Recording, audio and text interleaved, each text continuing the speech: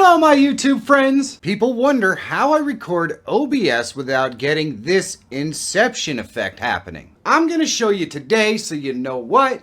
Let's get to it! There isn't much to it, so let's jump right in. So the standard way that people usually will put this up or collect it on their screen is to click the plus and then go to display capture and click OK. And if you capture your same monitor that already has OBS in it, you're going to get this effect right here. And that is, generally speaking, not the effect that people are looking for. So the easiest way to do this is with two monitors. What we're going to do is we're going to go and remove this, and then we're going to go here and we're going to double click on OBS Studio.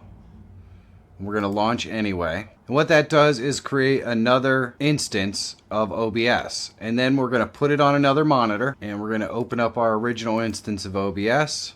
And then what we're going to do is click the plus and we're going to go and do display capture again. But this time, what we're going to do is select a different display, our second version of OBS. And it's a smaller monitor, so I got to stretch it out a little bit.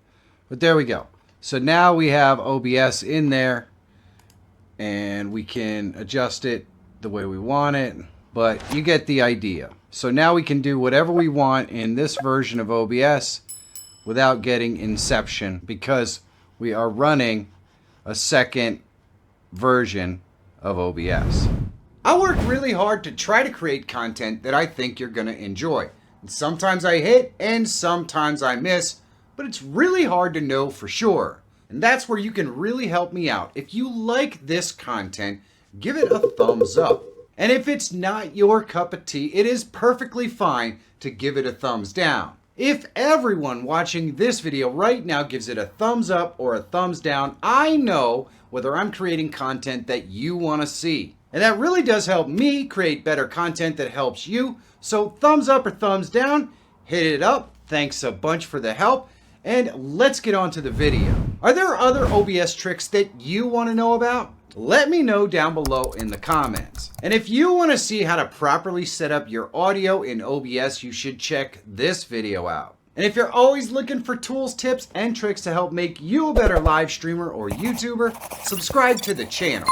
My name is Michael Feyrer Jr. Thank you so much for watching. Have a great day, and I'll see you in the next one.